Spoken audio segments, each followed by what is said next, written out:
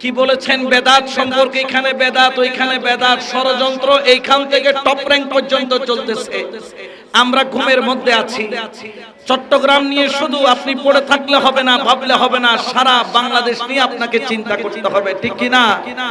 আজকে আমরা যখন আউট ডিস্ট্রিক্টে যাই, আমার ভাই তো যায়, আমরাও যাই, মাঝে মধ্যে দেখা হয়, সেখানের অবস্থা বড় করুণ। বর্তমান সময়ে চট্টগ্রামের বাইরে অন্যান্য ডিস্ট্রিক্টের মধ্যে শত শত নয় হাজার হাজার সুন্নি মাহফিল বন্ধ হয়ে গেছে এই বাতিলদের কারণে, বাতিলদের চক্রান্তের কারণে, ঠিক কি না? তাহলে এই কঠিন সময়ের মধ্যে আমাদের কি দূরত্ব বাড়া দরকার না ঐক্য দরকার? জোরে বলে না কি দরকার? ঐক্য তো হয়েছে, এটা মুখের ঐক্য নয়, আমরা অন্তরের ঐক্য চাই। চাই কি চাই না? দেখি কারা কারা চান, দুই হাত তুলে দেখায়। আল্লাহ কবুল করুক, আমিন বলে। আরো জোরে বলেন না আমিন। খেয়াল রাখবেন, আজকে আমাদেরকে অনেক সময় জামিয়ার বিরুদ্ধে নিয়ে আমাদেরকে দাঁড় করিয়ে দেওয়া হয়, আবার অনেক সময় জামিয়া আহমদিয়া সুন্নিয়া আলিয়াকে মাইজভান্ডারের বিরুদ্ধে দাঁড় করিয়ে দেওয়া হয়। যারা দাঁড় করায় এগুলা হচ্ছে ছাগলের 3 নম্বর বাচ্চা।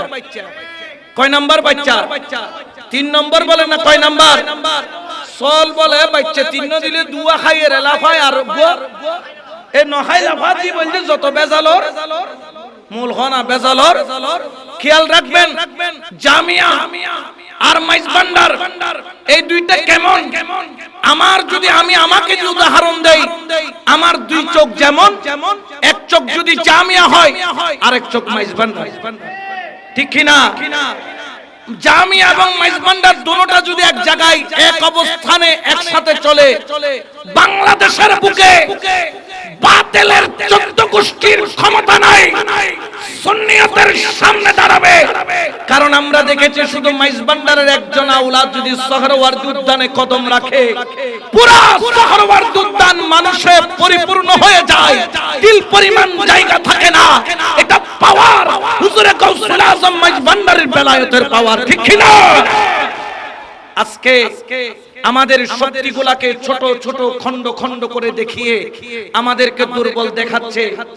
আমি একটা কথা মাঝে মধ্যে বলি, আল্লাহ হাতিকে অনেক বড় শরীর দিছে, কিন্তু চোখটা দিছে ছোট। বলেন না চোখটা ছোট।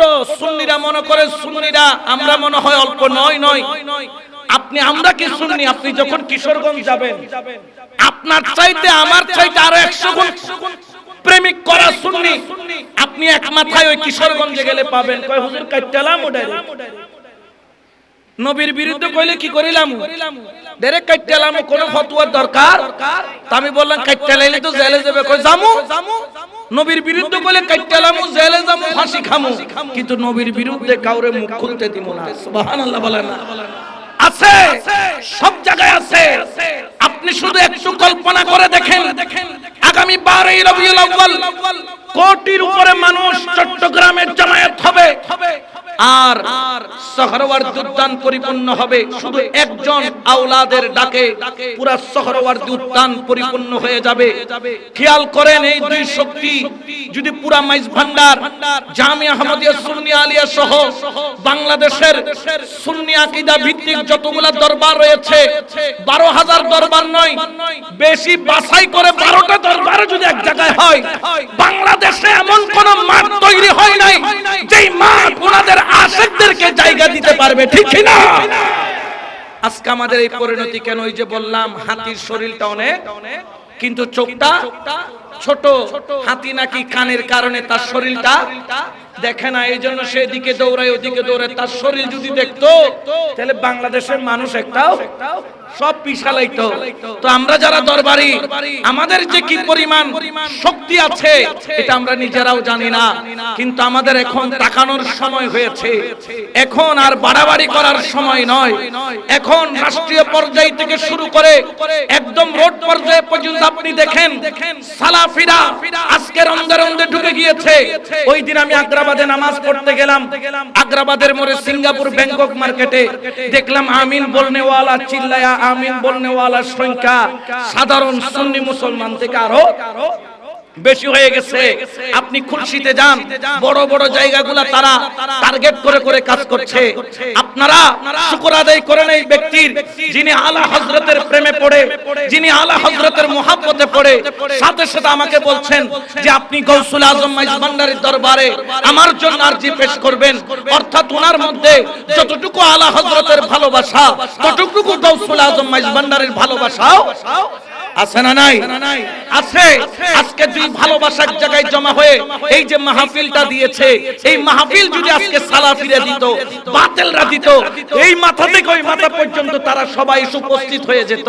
কিন্তু আমরা এখন অনেকে ঘর থেকেও বাহির হতে হদিয়া নবী ও টান মাইলে তো কি দে বিরিয়ানির খুশবু আইম করিব, মোটামুটি না করে কিনারা নোয়াইলে এতন পর্যন্ত কি হইতাম না, বাড়ি তো নারায়ণ শুনি দে বজনে ফিরুদ দরবারে যে বিরিয়ানির গুস্ত না ভাই দেখো ফিরিবে 3 তালাক।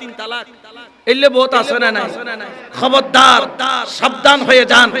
আজকে কেউ যদি আমাদের মধ্যে আমাদেরকে লড়াইতে চায়, মনে করবেন এখানে বেজাল, জোরে বলেন না বেজাল আছে।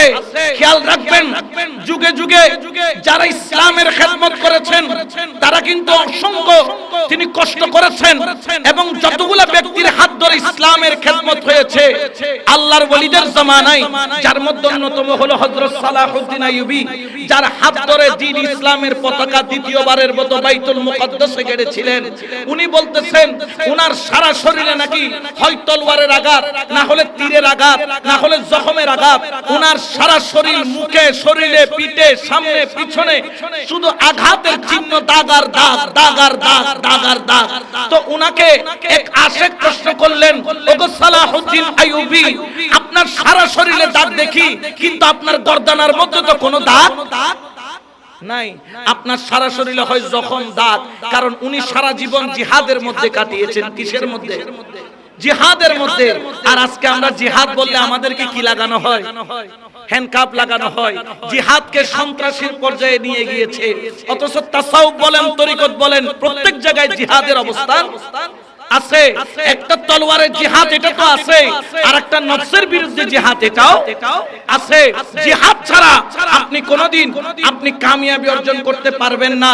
সালাহউদ্দিন আইয়ুবীকে বললেন, ওগো সালাহউদ্দিন আইয়ুবী, আপনার সারা শরীরে দাগ আর দাগ, তলোয়ারের, খঞ্জরের, ছুরির, তীরের, বল্লমের, কিন্তু আপনার গর্দানায় কোনো দাগ নাই কেন? হযরত সালাহউদ্দিন আইয়ুবী বললেন, কারণ আমি যখন ছোটবেলায় 5 বছরের ছিলাম, তখন গৌসে পাক, পীরানে পীর দস্তগীর, মাহবুবে সুবহানী, কুতুবে রব্বানী, গৌসে সমদানী, পীর এলাসানী, শেখ পীর মীর মহিউদ্দিন আব্দুল কাদের জিলানীর দরবারে আমি সালাহউদ্দিন আইয়ুবীকে নিয়ে যাওয়া হয়েছিল। আমার গৌসে পাক আমাকে দেখে মুস্কি হাসি দিয়েছিলেন, আর আমার গর্দানার উপর তিনি মসে করে দিয়েছিলেন। এই দিনের পর থেকে তলোয়ার আমার গর্দানায় মারে, কিন্তু গর্দানায় পড়ে না। কেন পড়ে না? বলে গর্দানার মধ্যে গৌসে পাকের হাত মুবারক লেগেছে।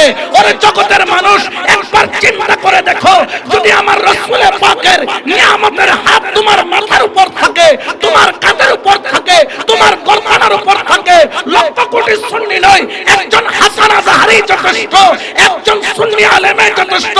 মুস্তাফা যদি খেদমত নিতে চায়, একজন রিকশাওয়ালা দিয়ে নিতে পারে। মুস্তাফা খেদমত নিতে চাইলে একজন ভিক্ষুক দিয়েও নিতে পারে। মুস্তাফা খেদমত নিতে চাইলে একজন ঠেলাগাড়িওয়ালা দিয়ে নিতে পারে। প্রস্তুত হয়ে যাও, কারণ সুন্নিয়তের এই ক্রান্তি লগ্নে আজকে ঐক্যের সুবাতাস ছাড়া সামনের দিকে আগানোর কোন সুযোগ আল্লাহ আল্লাহ।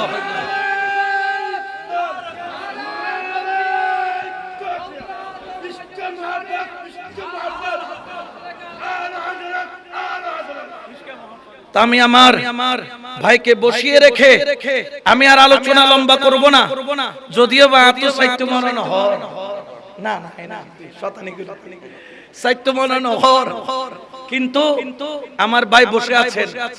এগুলা আমাদের মধ্যে আমরা দুই ভাই একে অপরকে যে কি মহব্বত করি, আর ভাই হইতার আর ভাই আর গোটু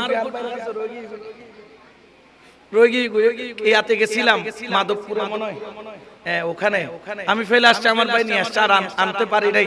অতএব তো মহব্বত এক ভাইয়ের সাথে আরেক ভাইয়ের। একটা জিনিস আপনাদের খেদমতে আরজ রাখবো, আমাদেরকে মাঝে মধ্যে এই যে বললাম না আলা হযরতের সাথে মাইজভান্ডারীদের সাথে একটা দ্বন্দ্ব লাগিয়ে দেওয়ার, আমাদের হয়তোবা কিছু বিষয় ফুরুকি মাসালা নিয়ে ইখতিলাফ থাকতে পারে, কিন্তু আমাদের উসুলগত কোনো ইখতিলাফ, জোরে বলে না, কোনো ইখতিলাফ নাই। আমরা এক অভিন্ন। আমাদেরকে যদি শরীরের মধ্যে যদি আমাদের কাটা হয়, এখান থেকেও রাসূলের প্রেমের খুন বের হবে, এখানে কাটলেও এখান থেকেও রাসূলের প্রেমের খুন বের হবে, ঠিক কি না? তো আপনাদের খেদমতে শুধু একটাই আরজ রেখে যাব, আসুন আমরা আজকে এই একে অপরের প্রতি যে রকম তীর ধনুক নিয়ে আমরা বসে আছি, এই তীর ধনুকগুলা বাতিলের জন্য ব্যবহার করলে আজকে চট্টগ্রাম বাতিল মুক্ত হতো, ঠিক কি না? কিন্তু বড় দুঃখের বিষয়, তীরগুলা বাতিলের জন্য ব্যবহার করা হয় না। যারা সুন্নিয়তের পক্ষে মাঠে ময়দানে কথা বলে, যারা নিজের জীবন বাজি রাখে, যারা নিজের তাজা জীবন দিয়ে দেওয়ার জন্য মাঠে নামে, আজকে তীরগুলা তাদের জন্য ব্যবহার করা হচ্ছে। এটা আমাদের জন্য দুঃখ ছাড়া অন্য কিছু হতে পারে? জোরে বলেন না, হতে পারে? এই জন্য হাজরানে মজলিস, আপনাদের খেদমতে সর্বশেষ আরজি পেশ করব, আসুন আমরা নিজেরা ঐক্যের পথে থেকে আমরা এক থাকি। কারণ আমরা আলা হযরতের কনফারেন্সে কেন আসি? এই কনফারেন্সে কেন আসলাম? কারণ আলা হযরতকে আমরা ভালো, জোরে বলে না, ভালো। আমার ভাই মাইজভান্ডার কেন যায়? মাইজভান্ডার কেন যায়? কিসের জন্য যায়? ওনার কি মাহফিলের অভাব আছে? মাইজভান্ডার কেন যায়? কারণ উনিও মাইজভান্ডারকে ভালোবাসে। তো আমাদের মূল উদ্দেশ্য একটা, লা ইলাহা ইল্লাল্লাহ, বলে না লা ইলাহা। আমি একটা এক ধরনের টুপি পরছি, আমার ভাই আরেক ধরনের পরছে, আর ভাই পরে কি দিবে আরেক ধরনের। শেরে বাংলা সব হুজুর সুন্নাত, আল্লাহ সিয়ারো একবারে নূরুন আলা নূর।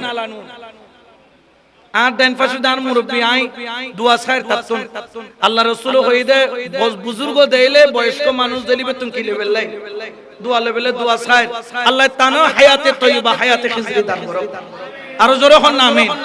তো আপনাদের খেদমতে আরজ রাখবো, আসুন আমরা সবাই ঐক্যের প্ল্যাটফর্মে এসে সামনের দিনগুলোকে আমরা সুন্দর করে সুন্নিয়তের ময়দানটা কিভাবে এক রাখা যায়, একসাথে থাকা যায়, ছোট ছোট বিষয় নিয়ে আমরা ধাক্কাধাক্কি না করে আমরা যাতে এক কাতারে থেকে সামনের দিকে যাওয়ার আল্লাহ আমাদের প্রত্যেককে তৌফিক দান করুক, আমিন।